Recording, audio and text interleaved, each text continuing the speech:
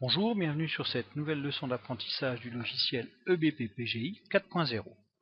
Aujourd'hui, nous allons voir dans le module de paye comment imprimer un bulletin de paye. Première possibilité, de cliquer dans l'écran de démarrage sur l'icône bulletin, de sélectionner l'année 2014 pour voir apparaître les bulletins validés de 2014 et à partir de là, il suffit de cliquer sur ici le symbole imprimer et imprimer. Le logiciel me propose l'écran de dialogue d'impression. Donc là, je vais sélectionner mon salarié, qui est Monsieur Lijour.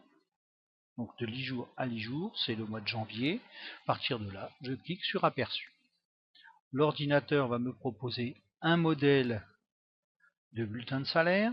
Alors ce modèle m'indique la période de paye, le nom du salarié, les différents éléments, son numéro de sécu.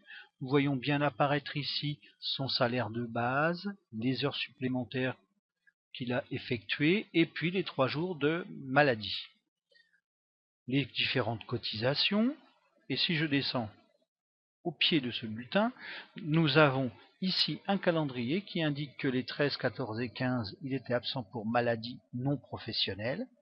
On y retrouve les jours de congé acquis, et puis le total des charges sociales et salariales patronales.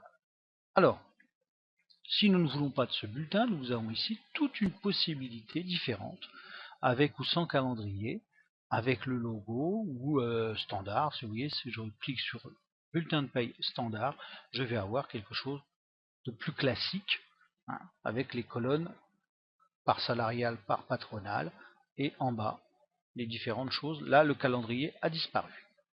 Donc, je vais fermer. Autre moyen d'imprimer les bulletins, c'est d'aller directement dans le menu Bulletin, Impression, Bulletin. Et là, je retombe sur le même écran. Vous voyez qu'ici, je pourrais aussi sélectionner le nombre d'exemplaires du bulletin.